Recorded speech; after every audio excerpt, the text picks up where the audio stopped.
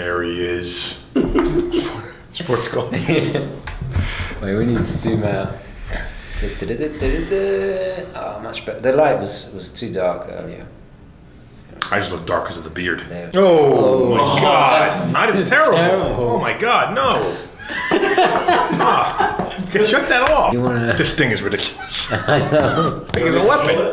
It's a weapon. Why are we talking about testicles? I don't know. Yes. This is what happens when we get together, me and yeah. him. No, we don't talk about testicles. Yeah. Gotta cut that out. Yeah. All right.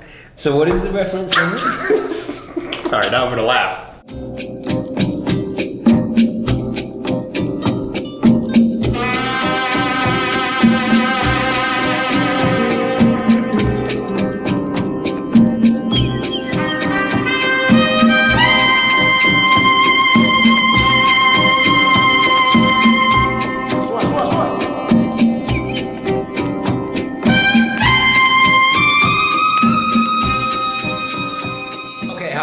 And welcome to the show. I'm joined once again by Giancarlo. How are you, sir? Pretty good. How are you? Very well, thank you. So today, you brought some Rolexes in. I brought some toys in. Some very nice. These are family heirlooms. Yes, they are. Nice. From my grandfather. Oh, we should do a wristwatch check. You're wearing something very special today. My Seiko SKX.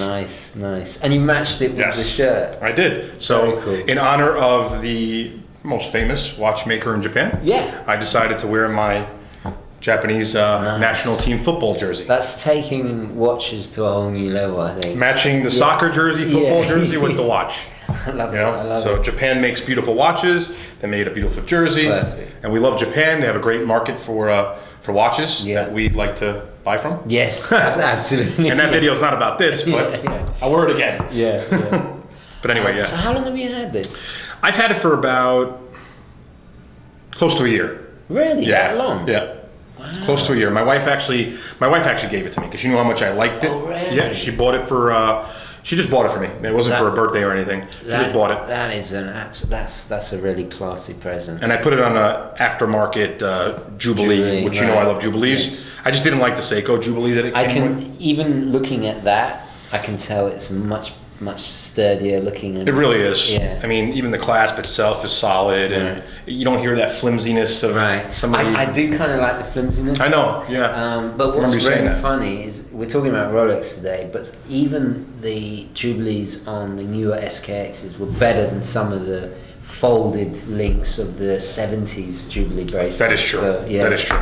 Anyway, I haven't done my wristwatch yet. I'm wearing the Rattrapante. It's a bit of a rarity that I wear it because I'm very paranoid about banging it. Obviously, it's very fragile. I do love it. It's become my kind of dress watch, which is ironic because it's originally intended as not a sports watch, but a chronograph.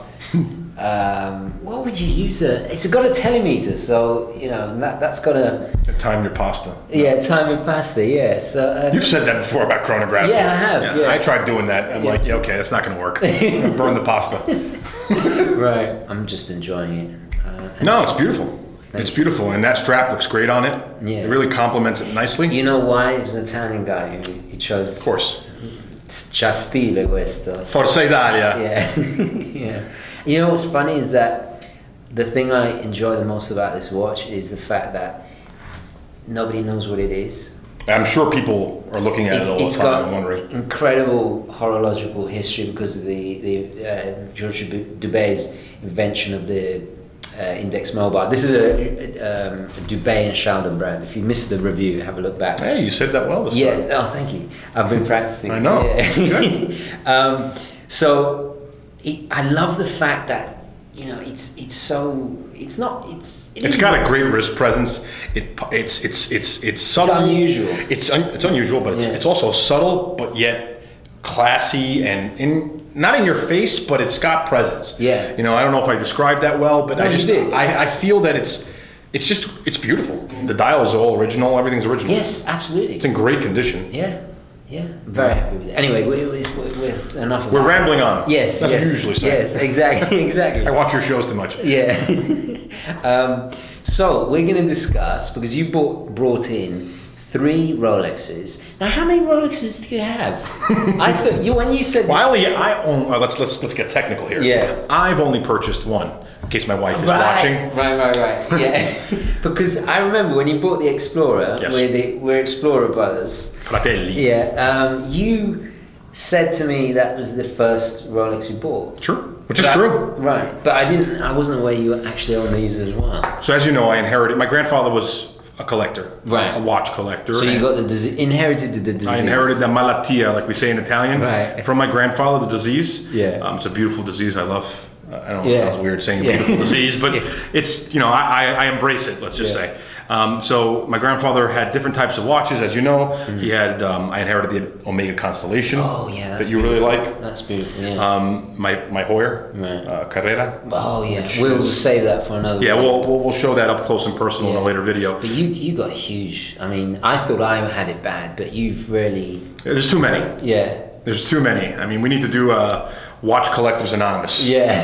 I think so. Yeah. I think that should be the name of the episode or a series. Yeah, a whole series. Yeah. So I inherited these. Let's go through them. First of all, you've got a stunning DateJust. Yeah. By the way, guys, we're doing this video today because I think a lot of people email me and they want to get their first Rolex. But they don't want to spend over 4,000 or 5,000, preferably under 5,000. Yeah. But these are very accessible. I mean, these are the most affordable way into Rolex. Yes, they are. And I've got to say, before we get into this, one thing I have noticed is apparent looking at them together.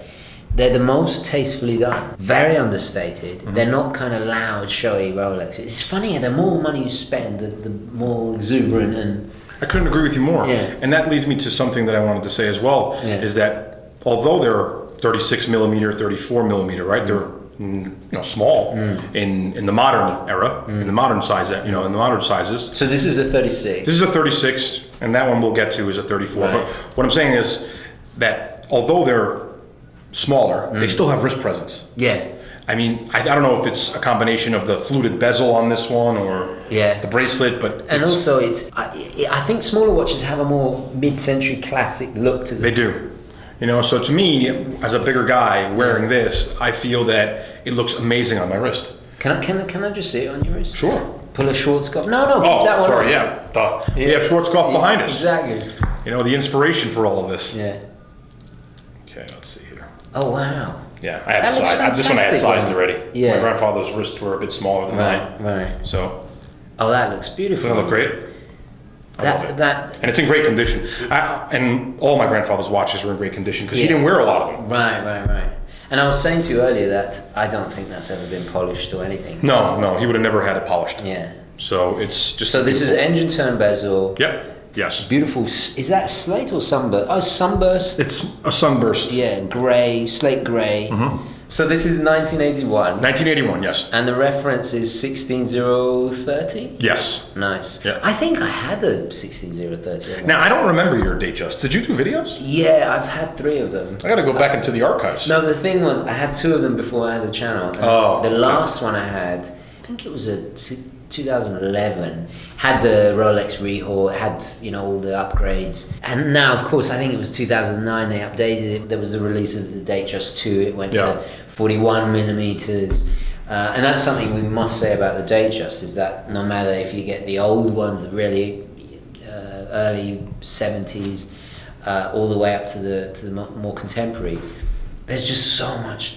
choice, so many dials, different bezels. I mean, so much. Yeah. It's actually very confusing. It is. Yeah. But it is Rolex's most popular, high-selling watch, I think. Oh, definitely. Yeah. Especially because there's so many variations. Exactly. Fit for anybody's tastes and size. Because now the modern ones are bigger. Yeah, exactly. You've got drilled lug holes as well. Yeah, I think I did have this reference. Did you? Yeah. Don't say the prices though, because then my wife's going to want me to sell these. Right. I have so many. Yeah, okay. So the DateJust, obviously named in honor of its crowning achievement with the instantaneous changing date. Yeah. Introduced first in 1945, and then I think they added the cyclops. That's become a kind of trope of an instantly recognizable feature of the DateJust. I have a love-hate with the cyclops. Yeah, I do too. I don't know if I love it or I hate it. Do you hate it more now you've got the Explorer? Yes. Yeah, me too. Right? I think originally I actually liked it. Yeah. And then when I fell in love with the Explorer and then I bought mine, I ended up starting to hate it. I'm starting to want a no-date sub now, which is ridiculous, and it's the Explorer's fault. You know. Anyway, so yeah, they added the Cyclops in I think the mid-50s, and it's just been, you know, it's pretty much the same formula. The only thing is it's changed so many different flavors, and you know. I mean, there's so many of them. It's actually, like I said Oh, earlier. I also owned the Oyster quartz. There was the quartz version from the 70s. You mentioned that in the video. Yeah, I bought it for nothing, and well, not nothing, but it's funny, nobody wanted them at one point, and now they're becoming collectible again. Now you can't find them. Yeah, it's so funny how things change. Anyway, let's move on to the AirKing. Let's stop rambling on. Yeah, rabbiting on. Rabbiting, sorry. Yeah. Trying to use one of your words. So this is 34 millimeters. This is 34 millimeter, so that was 36, this is 34. He actually wore this, I remember, he wore this one less than he did the DateJust. Right. This was originally intended for pilots in World War II, the original AirKing. Which is amazing when you think about pilots' watch today. Exactly. And look at this. Exactly. Oh, talking about pilots' watches. That's a great... Yeah. You guys have seen the 40s. I was thinking about lending this to you. It's beautiful. Now, you said to me that you really were drawn to this. I am in love with that watch. Cool. And I know I say that every single week. Good. But that watch is gorgeous. I love it. Yeah. Oh, I'm so glad. I've been looking at it, and I actually started looking at it even before you reviewed it. Oh, really? Oh, yeah. Oh, then it's poetic timing. Because I for this... Try on? Yes, I do. If you insist. Okay. I tell you what, why don't you borrow it for a few weeks, and then we'll do Does it fit my wrist here? I think it's going to. Oh, ooh, hairy Italian. Sorry. Look at that. It fits. Look at that. It's a little tight, but still. Wow. You see, I can't really... Schwarzkopf. Nice. Yeah. I can't really enjoy it to full. I can't see you wear. I mean, you had it on in the video. It's a 42, but it wears like a 44. Definitely. Yeah. I can't even believe this is a 42. It's solid. I mean, you could knock somebody out with that. You know, it's a hefty, but it's supposed to be, and it's not done for fashion. But what a difference. Yeah. Pilot watch. Yeah. Pilot watch. Well, actually, technically, it's a cosmonaut's watch now. I'm sorry. Yeah. Different type of pilot. Yeah. Exactly. Yeah. But isn't it funny how it's amazing. This is a great example of how things change. Yeah. You know, in eras. Yeah. You know, and how both are still beautiful and something that, you know, we would both wear and most people out there would wear. I would wear this one any day of the week. Obviously it has sentimental value, but even if it didn't, I would still wear it, even though it's a 34. I love the way it looks. Yeah. And then this is just gorgeous. It's the complete opposite, so they're so understated in comparison. So this is 80 81. 81 as well. They bought them the same year. Very nice. And what is the reference on that? This one is I think 5500. 5500. Yeah. Nice. Yeah, 5500. Up until the release of the Oyster Perpetual, the new Oyster Perpetual, which is a fantastic entry-level Rolex, probably one of the best now. It used to be the most affordable. It used to be the kind of entry level, and I think it still is on the used market. Also, the 34 millimeter size. Everyone wants 40, 40. But guys, honestly, give these smaller ones a chance. Yeah. I'm a big guy. I'm 6'1", 6'1.5", and you know. You still pull it off. Absolutely. I just think it looks great. Yeah. You know, especially as a dress watch. Yeah. You know, I think this is a beautiful dress watch. Yeah. And then if you don't want the Jubilee, you put a nice leather strap on it. Oh yes. A nice black crocodile, because it's that white or that pearl actually. Really Is that pops. is it? I don't know. It's not really silver. It's almost It's like a pearl, right? Yeah. It's beautiful. Yeah, and I love the fact they've applied the crown as well, just to it's a nice gives touch. it a little bit of more elegance and differentiates it from, let's say, the Explorer with the triangle. And the great thing is the AirKing's also gone through so many different changes. Oh my God! Especially like even today's AirKing. Yeah, the numerals. I mean, they're just completely different. Yeah, I wasn't mad about it when it first released. Also, especially with that new green hand. It's nice. The second hand, I didn't like it at first, but I kind of get it now.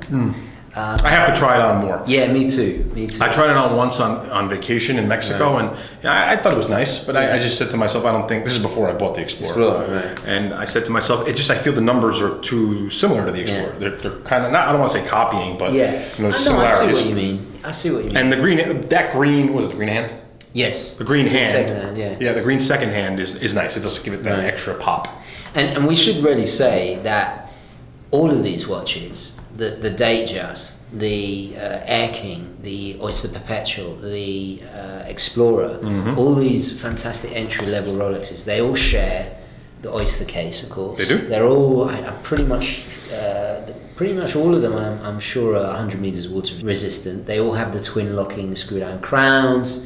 Which is what made Rolex. Exactly, yeah, because it's tough enough to you can still jump in the pool at the same time. You can put it on a strap, wear it under the cuff.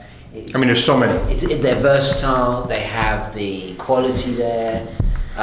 They retain their value well. There's presence. Yeah. For some people, it's just it's a statement piece too. Let's be honest. For some people, it is. Even though I think these ones are probably.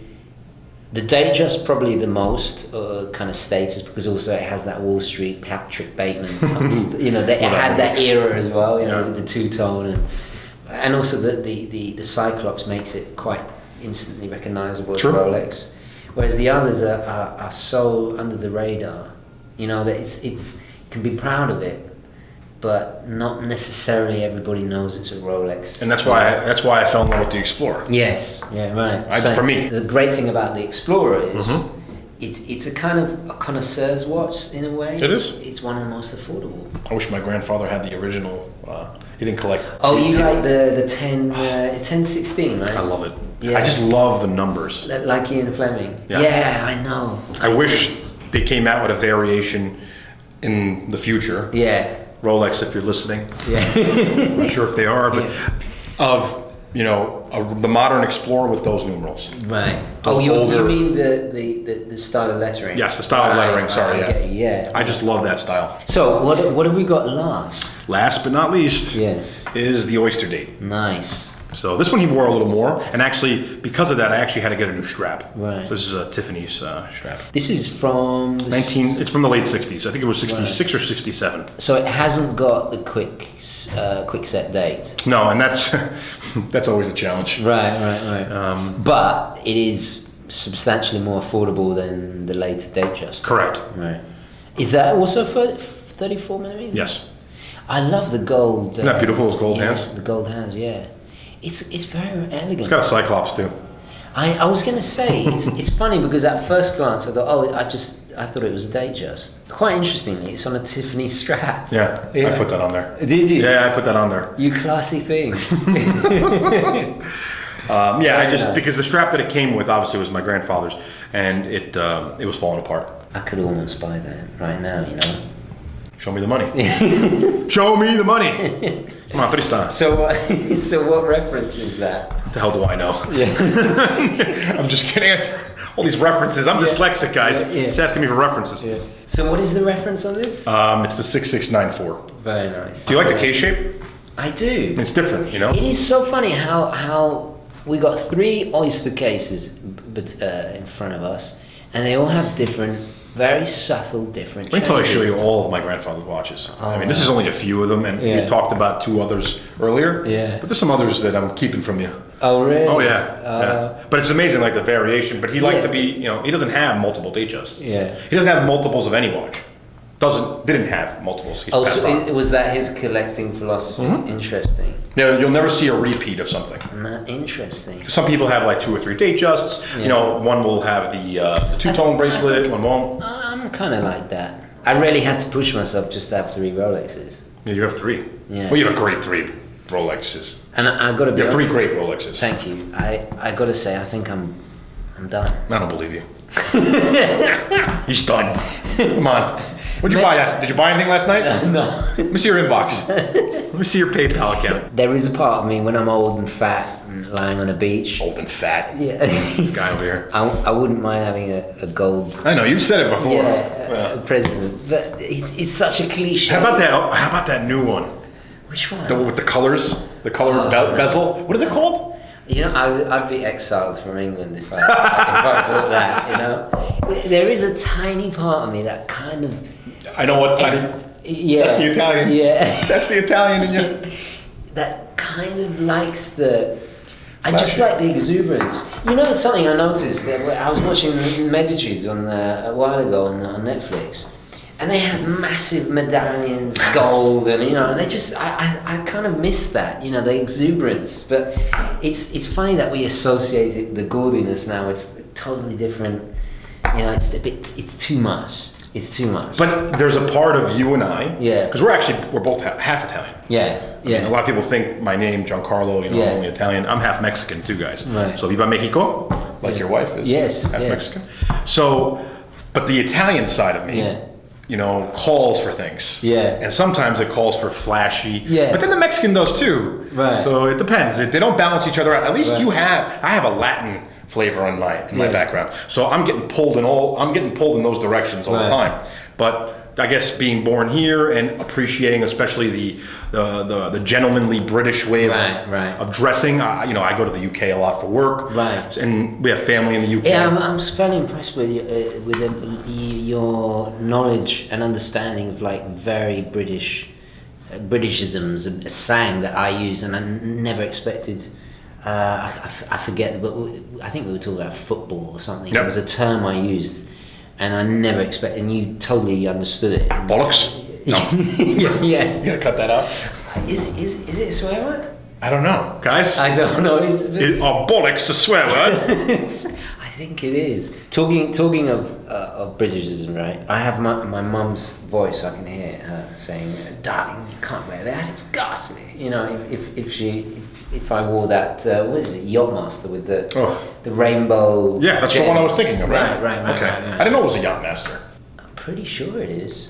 Interesting. Yeah. Okay, but it makes sense. Somebody on a yacht would wear that. Yeah, exactly. But your mom is saying something here, and then the Roman, piccolo romano. Yeah. Dai, Cristano. Dai. Yeah.